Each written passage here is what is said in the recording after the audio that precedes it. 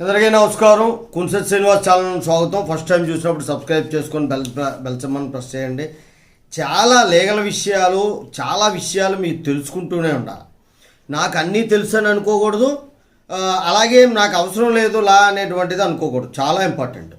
ఈరోజు రాహుల్ గాంధీ గారి తాలూకా అక్రమాస్తులపై విచారణ జరపాలని కర్ణాటక చెందినటువంటి ఒక కార్యకర్త, బీజేపీ కార్యకర్త, అతను విజ్ఞాన్ ససిర్ అనేటువంటి అతను అలహాబాద్ హైకోర్టులో ఒక పిటిషన్ దాఖలు చేశారు.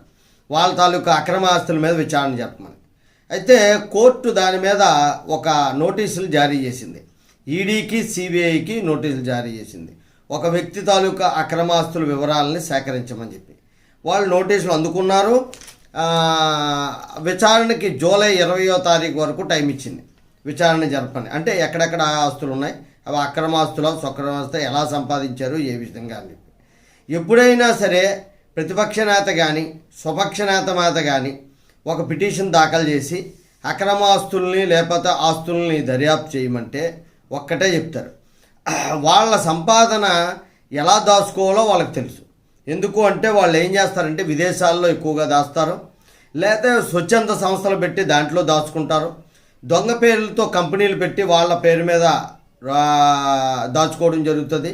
ఎన్ని ఏమైనా సరే ఆయన్ని కానీ అరెస్ట్ చేస్తే సానుభూతి పెరుగుతుందో తప్ప అరే తప్పులు చేశాడు కాబట్టి చర్యలు తీసుకున్నారు అన్నది లేదు. అందుకే ప్రతి డబ్బున్నోడు, అక్రమాస్తులు సంపాదించినోడు ఏదో ఒక రాజకీయ పార్టీ సింబల్లోకి వచ్చేసి ప్రజాసేవ కోసం వచ్చేమన్న భావన అనే ఒక క్రియేట్ చేసి వాళ్ళు 4 జెండాలు, 4 ఫ్లెక్సీ బోర్డులు పెట్టుకొని ఒక చిన్న పదవి, పార్టీ పదవి తీసుకొని కంటిన్యూ చేస్తారు. ఎందువల్ల అంటే మమ్మల్ని అక్రమంగా ఇబ్బంది పెట్టే ఉద్దేశంతోనే మా ఆస్తులు ఎలా మమ్మల్ని జైల్లో పెట్టారని ఒక భావన కలిగించేదానికి. ఇప్పుడు రాహుల్ గాంధీ గారి దగ్గర అక్రమ ఆస్తులు ఉంటాయి.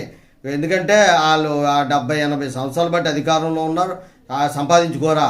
మొన్న అధికారంలో వచ్చిన లోకల్ పార్టీ నాయకులే కోట్లు సంపాదిస్తున్నారు కదా, ఆ స్థాయిలో సంపాదించుకోరా. ఉన్నా సరే ఆయన అరెస్ట్ చేసినా సరే ఆ అభియోగం తిరిగి మళ్ళీ ప్రభుత్వం మీదకే వస్తుంది. జై హింద్, భారత మాతాకి జై.